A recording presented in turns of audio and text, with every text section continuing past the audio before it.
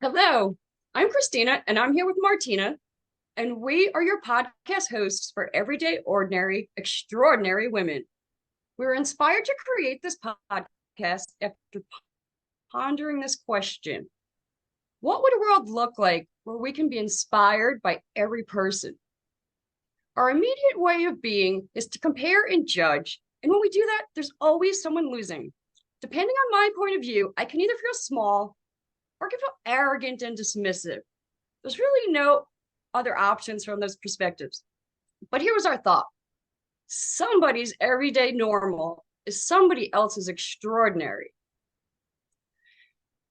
Judgments come from our first impressions. So we invite you, the listener, to go beyond your first impressions and see the magic everywhere. There's inspiration at every corner, in everyone, if we're willing to look. Thank you, Christina. Hello, everyone. Today we're here with Susan, and I am so excited to have Susan here. I always said I want to be like Susan when I grow up. I've met her a few years back when she was my client, and we've become friends since. At least that's what I consider it. And I just really love and admire who you are and constantly are becoming, and so willing to keep growing. So let me tell you a little bit about Susan. Susan is almost 80, and she has always looked at life as an adventure. And, that has never changed. And how cool is that, right? If you get to that place and you're still standing in that place. Her parents were in the State Department. So as a youngster, she moved and lived in 5 different countries for about 3 years to each one. She's a life partner. She's a mom. She has 3 grown daughters. She has 2 grandchildren. And she's a sister. She's an aunt. She's a cousin. She's a friend. And all these relationships help her to keep glued together. And how cool is that, right? It's like really seeing that and appreciating that that's what your relationships do for you. She's been an educator, a business owner, a volunteer, a student, all throughout life. And she's lived on both coasts of the US and right now resides in Chicago. And where she actually had an Airbnb, no, not a bed and breakfast at one point, right? And so, Susan, let me just invite you to finish this question for me. If you really knew me, you would know. What would we know if we really knew you?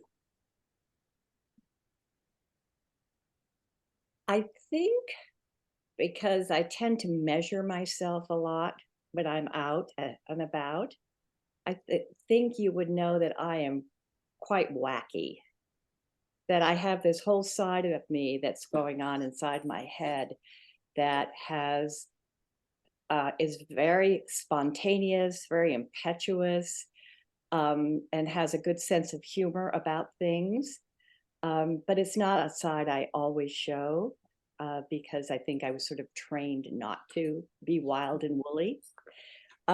So that is that. And the other thing is, I think a lot of my friends aren't aware of the deep sort of searching I'm constantly doing to find out about life and about how I'm growing, how others are growing, and about sort of this whole universal, like, why are we here question, right? Because it's a very important part of my life, but it tends to be kind of private. So those were I think those would be the 2 things that I think somebody would need to get to know me very well in order to find out. Can I ask, why do you keep it private? I think it's because it's a relationship that's so near and dear to me, that I when I don't keep it private, like when I worked with you, Martina, and when I've worked with other people, I have very sort of specific missions in mind, right? And I think it's sort of my little private journey on my own. And I think if I start including a lot of people, then it may not become my journey as much as a lot of input from many different people. So this is sort of like I always say, it's my private little affair going on. It's just my special place with the searching I've been doing really for the last 30 years. And it was interesting. I mean, it was so interesting for me because I really basically had not done a whole lot of searching before that. Before the sort of the bang on the head. So it's been really interesting, and synchronicity has played a lot with it too, because people have fallen into my life for that. And I think I'm also in an environment right now that's very academic, and there isn't necessarily a lot of a lot of sort of the spiritual seeking things that are happening within me that aren't, at least I'm not sensing it. There's a lot of sort of intellectual conversation that's going on. Why I'm asking is because sometimes we're afraid of what other people might think. And I found that often a lot of people live in the closet because of that. But if you start talking, they come out of the closet and they're so excited, but everybody thinks that nobody thinks that way or has those conversations. So that's why I'm asking, right? It's my experience. It's a very good question, Martina, because I think that's absolutely on target. Yeah. Yeah. Yeah, because often, if we have an experience of someone judging us for being wacky or whatever, then you're going to hide that part of you more, right? Because you don't want someone reacting that way. So you're going to only share that with certain people in your bubble. And Right. And I guess our goal here is to try to get us out of our bubbles, right? And not care about what people are thinking, because Yeah, everyone's got judgments. Who really cares? exactly. No, I know. And I can feel myself moving that way, but right now I'm not. And you're right. I need to dive off the diving board because, it's in a way, it's not exposing that, exposing a whole big part of myself to my friends. And Susan, you don't have to, right? Nobody has to. It's just, it's a safety mechanism that we do. It's just, so one of the things I've been sitting with lately quite a bit is, if you don't share yourself fully, if you don't come, people lose out. Mm-hmm. Yeah. And if I don't show up, you lose out. If you don't show up, I lose out. Right? And it's part of what brought us to do this as well, right? But it's not as a have to. Never as a have to. If you don't feel safe enough to do it, then don't, right? Because that's ultimately what has us hold back, right? Because it's, we still have, like, I'm going to say, human instinct, human animal is constantly looking for what is safe, what is safe, what is safe, what is safe, and I know I've used this word before. It's like, it's a victory of human spirit if you can fully step out and say, this is who I am, this is what you get. But it takes something. So never a have to, never a should. It's just like, whenever you're ready, people are waiting for you. Yes. And it probably will release something in them as well. Mm. Absolutely. Absolutely. It will provide worlds. Yeah. Because they then can say, oh, you know, I have a story like that too. Did you know? Like, Part I of it know, is I know. I Yeah. do like having something that is completely my journey. You know, that's the other thing. I love the seeking out and the sort of having not explaining anything, just sort of seeking things out and just, you know, I'm going to do this and I'm going to do that. Then something else falls in my lap that I explore. So maybe that's part of also the quietness that I like about it. Sort of a very sort of private part of me.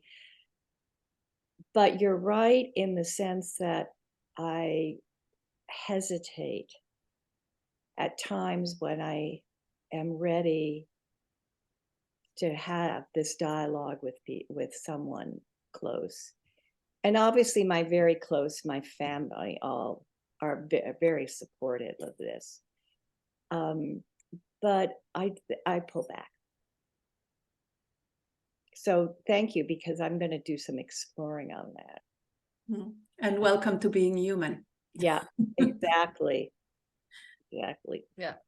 That's what I was saying. You never stop learning. You never stop putting your toe in the water. So Susan, you mentioned your wacky side and sense of humor. Tell us about a funny, silly, or embarrassing story. Oh my God. So I think probably the wackiest thing I did, because it was so out of character. And a lot of my wackiness is very spontaneous, right? So, but this one, my husband and I had decided to do grape picking in the fall, and because we were living in San Francisco, very near San Francisco, we got an invitation to go with a group of friends to go grape picking, which sounded great. It was exhausting, and it was 2 days of being out in the fields in heat, picking grapes, you know, using the knives and you do that. So the last day, that evening, we all went out to dinner. And we were exhausted. We had become quite good friends, you know, with all the other people in the group. We had a party, probably a party of 12. And we were sitting at the table there, and then we were in a room for larger groups of people. And there was our table, and then there was another table that looked like it was a birthday party or something. And so we were having lots of wine and enjoying each other, and the other party got up and left, and we were just about finished with our dinners, and I happened to look over and I saw that they had left this gorgeous cake there. It was like a sheet cake that was only half eaten, and it was all decorated and looked absolutely delicious. So I got up, went over to the table, grabbed the cake, and brought it back to the table, our table, and said, "Here's dessert," which was fine. We all were laughing until they came back to get their cake.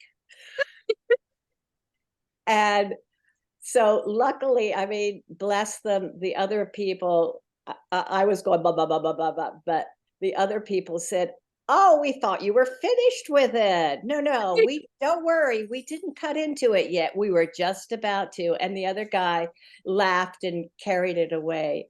But I think the reason why I thought it was so spontaneous, you know, to sort of go and grab somebody else's food and bring it to your table is pretty strange. And then the fact that it was a big celebration piece for them that I was just whisking away and bringing to our table was funny. But anyway, we all had a good laugh. I mean, I've done other things, like my first day back at teaching full time, I wore two shoes, two sets, a pair of heels, but one was about a heel this big and one had a heel this big. And I did not notice it until lunchtime. I guess you were a little stressed out, weren't you? I mean, yeah, wacky things. Yeah. And the cool thing is these are the stories that you can keep retelling, right? It's like Yeah. over and over. Yeah. And they're the stories we can all relate to. And then also, I guess some of the things that were like my family knowing about my sort of spiritual adventures, and my girls started calling me Dolly Mama. Are you doing a that. Dolly Mama thing again, Mom? Oh my Lord, I love that. That is awesome. That I is think that's a really compliment. I think that's a compliment, Susan. It is. It is. You could create a whole line with Dalai Lama, Dalai Mama, you know, clothing or whatever. It's like, wow, what a great. You know what? That's a name. really good idea. What a great name. Yeah. Or a blog. That could be your blog. The Dalai Mama. Yeah. Absolutely. Absolutely. Yeah. So, Susan, tell us about the time when you took a chance for love. Well, I think Martina certainly knows my story on this. When I was late 40s, early 50s, I had been working really hard as an educator. I've been raising 3 teenage girls who were all teenagers at the same time. And, you know, Tony and I were both really into our careers. And I went through a phase that lasted probably a couple of years more, where I just, oh, and the other thing was my parents were becoming ill too. So everything that was stable and firm in my life was just thrown up for grabs. And I just went into a period when I doubted everything. I wanted everything to change. I couldn't deal with the hard work, the warring teenagers, all of that stuff. And I think I withdrew in a way, and I knew I needed to rebuild in a way that was going to be positive and not reactionary. And so as I moved through that period of making decisions about everything, I made and that was really the beginning of my spiritual moment. It was like the dark night of the soul. I said, well, am I going to do this? Am I going to do that? What is the sensible thing to do? What is this? And I began reading like Marianne Williamson at that time. She was very popular and just becoming, this would have been back in the mid 90s. And the whole thing about love. And I said, okay, that's going to be my guiding thing. Every time I make a decision that's small or big, I'm going to tap in, and is this being made from love, or is this being made from fear? And I think it wasn't just one choice that I was making at the time. It was, and it's continued from then forward. It was almost every choice I was making. Am I doing this because I'm scared, or am I doing this from a sense of sort of strength and trust and love? So there wasn't one specific thing that was going on, but it was hard because the people around me weren't changing. You know, that was all pretty, not a huge amount of changing, So I had to kind of measure what was going on constantly. And that's really when I began doing all of the reading. I joined a women's group, which was life-changing for me too, led by a really good, who's become a very good friend of mine, just a magician at getting us all to talk and support each other and go on retreats, crazy retreats. And so that, I would say that was it. Just constant. I guess also the moves, we've made several moves across country, back across country to the Midwest, mostly because of my husband's work. And I made that, but I was used to doing that. That's why I don't consider it such a big deal about following love. It's just what you do in life is you keep moving. It's really beautiful. There are some gems in there. The whole piece about not choosing to not be reactionary for me is just so powerful. So I want to know from your point of view, what is your superpower? And you could have more than one if you want. I've thought about that because I've been asked that question before. I think that it would be that I trust, and this is also fairly recent, I trust that I'm going to be guided in the direction I need to be in. The trick is for me to be aware that might take a while, and that might also require me to stop, to think, to make choices constantly. So I remember telling, actually, a therapist I had who was a sailor, he said, Susan, you are really good at tacking. And I said, what's tacking? He said, well, that's when you're sailing and you hit a storm or you want to go in this direction, but the wind is taking you in this direction. And he said, then what you do is you set the sails to do this, and then you set the sails to go left, and then you set the sails to go right, and then and he said, you may feel like you're not getting anywhere, but you actually are moving constantly towards your goal. And I think I'm good at tacking.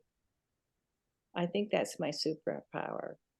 And that's been probably the biggest thing I've wanted to teach our daughters, is to tack and to trust. It's a really beautiful image to take away. Like, yeah. Yeah, a lot of times the wind just keeps you kind of in the same place, but you got to just keep doing it. Yeah. It's a beautiful life analogy. I've never heard that expression before, but it's a new one I will have. Yeah. Yeah, really cool. So thanks for that. Now I know what tacking is. Yeah. Now, Susan, this might be a little silly for you, but I'm going to ask it anyway, right? So, who or what do you want to be when you grow up? Like, if you could be anything or anyone, what would you be and why? Like, if you could do anything, if there's no restrictions, no limitations, who would you be? What would you be?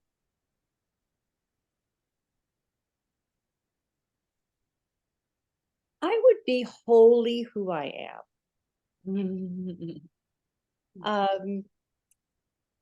And I think I'm moving that way, but I'm not sure we ever get there in our lifetimes. But I know I admire women who can sit quietly and be present in almost every situation. And I admire women who move out into the world unafraid of trying things, or just looking at life as that adventure. This is just something I want to experience. So I would be a woman who experiences whatever sort of comes to her. I would also be completely and wholly in myself and in my time and space.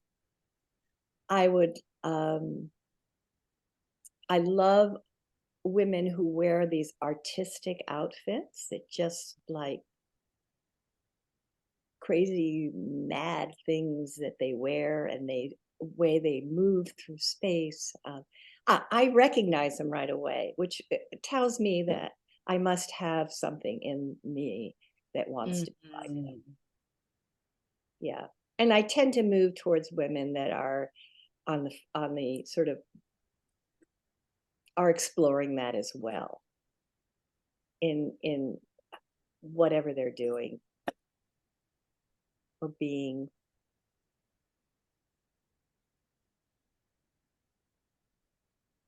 Self-expressed. Self-expressed. Yeah. At peace with who they are. At peace with who they are. Yeah. There's something about living in their bodies that I heard, and I'm not sure if that's accurate, but that's and that's what I heard. Like living, like it's inside with being present, right? It's living in their bodies. Yeah. Yeah. Yeah, moving. You can see them moving through space. I think that's why I've always loved dancers. If I've had one regret in my life, it's that I really always wanted to dance a lot. Whether it's, jazz or ballet or anything, ballroom, and I just haven't done it. So It's when are you going to, Susan? what I can still do it, but Exactly. do it. But I mean, I love going to dancing recitals. I mean, Chicago has this great thing in the summer in Grant Park where you can go to a certain area in Grant Park, and they have dancing teachers there, and so maybe one week it's salsa, the next week it's something else. And it's a thriving place, and you're thinking, okay, maybe the whole world wants to be dancing. Yeah. Well, it's a way of releasing tension. It's a way of everything, really. It's like shaking it up, and it's celebrating too, right? It's a celebration of life. Yeah. And I do think women are well, at least my generation of women, we were pretty restricted as to how we moved, how we dressed, what we did. So I think part of that is also shedding all of that. And I'm delighted to see, my daughters wearing what they're wearing and moving what they're doing and doing what they're doing, and their generation. And just a whole relaxation around all of those what is societal norms. They're not norms anymore. I mean, I think I've often told people that my favorite, if I could wear any kind of an outfit, it would be a sari. I just think saris are just beautiful, and the colors and the way they allow the women to move and the way they show the midriff and just the kind of the way the scarves can be put around their heads. I just think they're absolutely gorgeous. and timeless. They can be pregnant in it, they can be old in it, it's just fabulous. So, I mean, I don't wear saris, but I wear a lot of clothes that have sari fabrics in them. So. You know, Susan, one of the things I want to say, you know, with regards to what you said is like, we are standing on your shoulders, right? We, as our daughters or my daughters are standing on our shoulders. So I want to thank you in the name of your generation. I want to thank you for the work you did so that we could be who we are, so that my daughters can be who they are, which is really beautiful. And it's a lot of work that went into it, right? It's a lot of work that went into it. It was, and I remember I heard Betty Friedan talk one time when I was in graduate school, and it was so radical what she was saying, and it took a lot of chutzpah to just get out there and do this thing. And then when I went into the workforce, it felt like this was expected of you. You were really expected to, if you had gotten a college education or however, or whether you were supporting a family with or without a college education, you could have it all. That was the thing. And when I was talking to you about having that period of time when everything got thrown up in the air, part of that is that I really didn't want to have it all at the same time. I couldn't really do it all at the same time in the way I wanted to do it. And so I basically needed to think about what was important, where were the relationships going. I mean, I was exhausted by it. And so were a lot of the people in my generation. I was going to say, when you said we can have it all, right? It's like, okay, what's the cost? Yeah. Where is the part that is, you know, if there's somebody who is a CEO, how much time does she get to spend with her children? Yeah. And she needs a support staff to take care of her children, right? So that having it all is a little bit of a myth that we've been told we can have. Yeah. Shonda Rhimes in her book A Year of Yes, she talks about it. It's like, people tell you can have it all. That's bullshit. I have my nanny, and my nanny takes care of my children and me.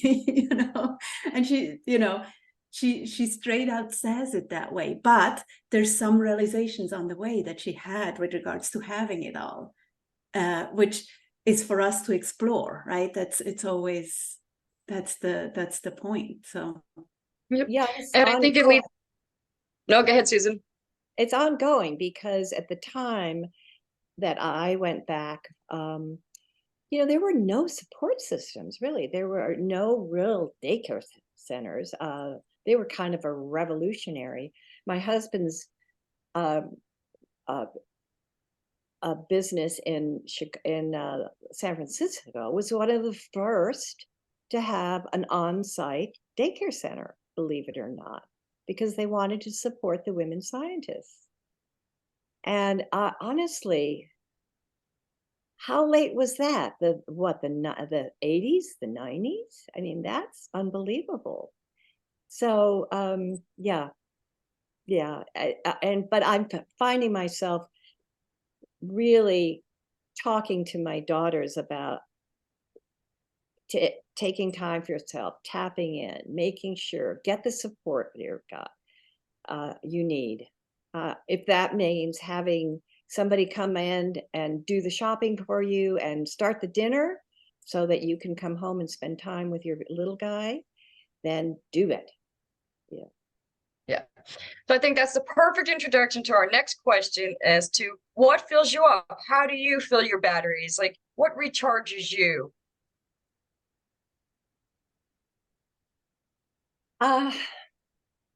lots.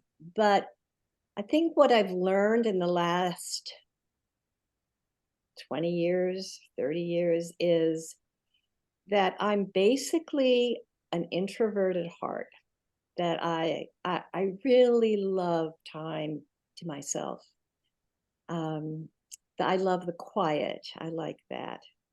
And one of the stresses that was with teaching, which is absolutely a fabulous profession, but you have to be there 100+%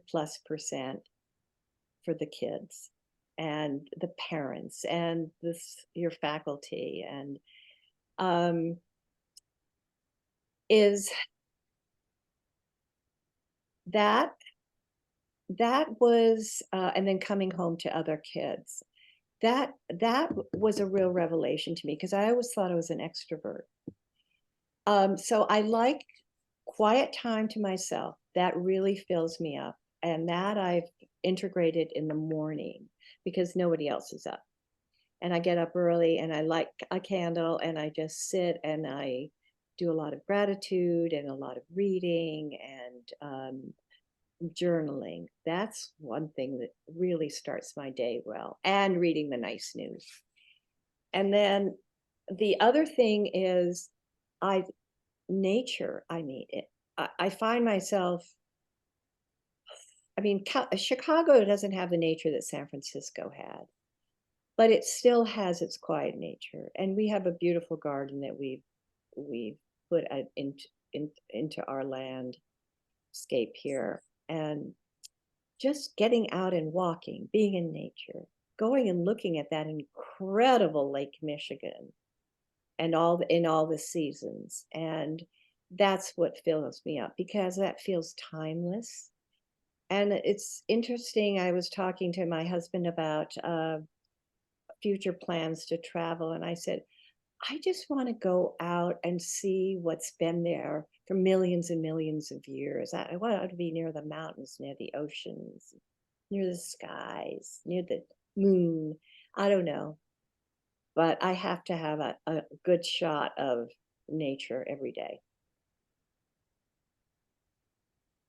And then people, I mean, just keeping in tabs. One of the things that I absolutely adore is that despite moving around all those different places, I have friends still from middle school and high school that were in Africa, and we've met, and I have friends from all the periods of my life, on the East Coast, the West Coast, everywhere.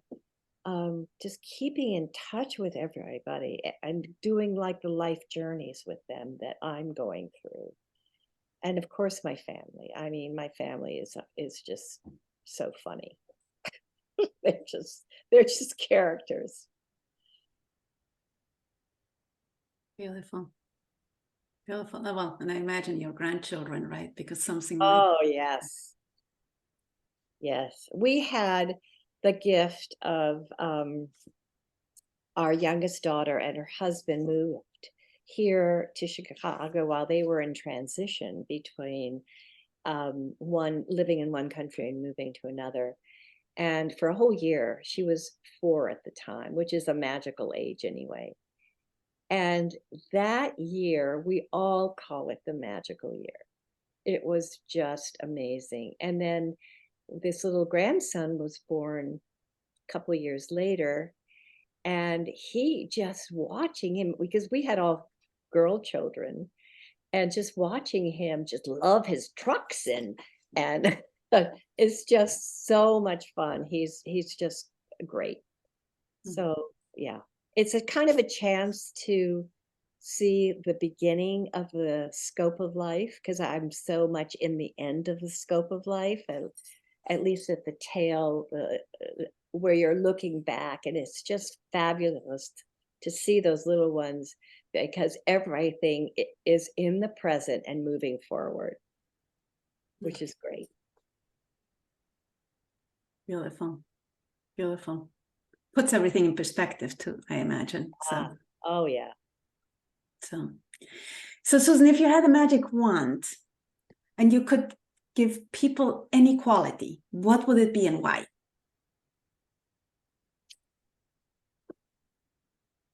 I think the biggest gift I've given myself, and I'm still working on it because, you know, society fights you on this one, is to learn how to tap into and trust your intuition, because Mhm. that's your core, and everything else, I believe, will come from that. You know, I would wish people kindness. I would wish people empathy, um, love, all of those things. But I think we are not so good as a species at tapping into that. And of course, believing that there is such a thing as intuition and really trusting it is a step in itself. Um, so I tended to now with our daughters when when we have these talks about, well, what should I do? I tend to be getting better at this, and of course this is a lot of because of Martina, right? Because she worked with me on this a lot. Well, what's speaking into you? What's feeling grounded about this? What's yeah. So it's a work in progress, but I think it's really valuable because you're the only one that can really figure out what you need to do. Yeah, So nobody has your answers ever, right? And one of the things I'd like to say often when we talk about this, people say, well, but then that's so selfish. I'm like, no, because my intuition would not tell me to do harm on purpose, because that would not really fulfill or satisfy me. That yeah, would not be inside of. But it's, we have this mix up in our brain in a way, right? It's like, oh, okay, if I really, listen to my intuition and take care of myself, then I'm gonna neglect everybody else. And I'm like, no, because my intuition would never tell me that, because that would not feel good to me, really. and the whole thing about heart space, I had to really learn that. I had to really learn how to get out of my head and move down because your heart space tells you right away there's this like gnawing thing that starts going on. Sometimes it's kind of mild and sometimes it is ferocious. So you have to learn how to really listen to it.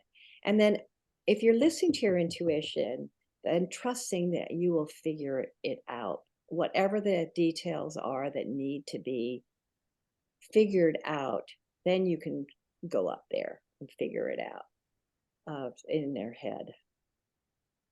But Well, this, and there's something more that just popped in my head. It's like, and if you don't listen, it's going to tell it to you again. And if you don't listen, eventually it's going to make sure that you listen in whichever way possible. So you get to a point where I'm like, oh, I need to listen. yeah.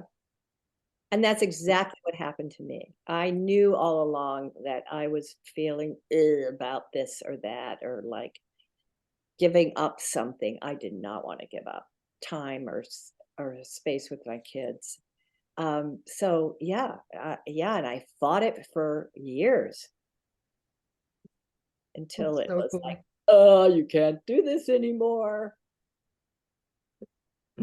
Someone's like, we have to get hit over the head enough times, right? And then it's like, Yeah. oh, I got it. I got it. You know, people used to say that whole thing about that image of getting hit overhead, but that's actually what happens. It is. It's so funny. And Yeah. not funny when it's happening, but yeah, Oh. when you actually can wake up to it, you're like, oh, I see. That was kind of easy. All right. So, Susan, last question. What do you want people to remember about you? Hmm. That I was adventurous, that I was funny, that I had a zest for life, um,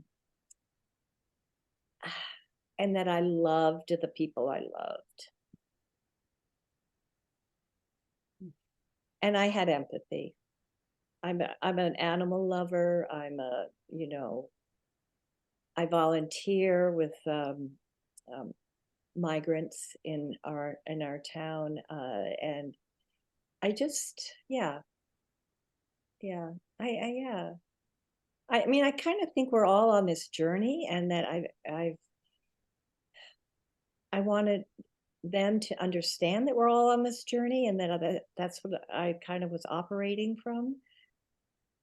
That we're all kind of in this together. Yeah. Thank you. Thank you so much for being here and sharing your wisdom with us today. It's been really, really extraordinary. It was wonderful. It was wonderful to meet you, Christina, to see Martina. Questions were great. I feel very light and happy about it, and I'm thrilled to be part of your project. Thank you. Thank you. And I think it's thank you. excellent. Thank you for all of you out there who've been listening to this. And if you love this, please leave us a review and please share it if you love it. And as always, remember that you are extraordinary. You rock. You really do rock. Until next time, have a wonderful day. Christina? Have a great day. Bye for now. You are all extraordinary and we love you.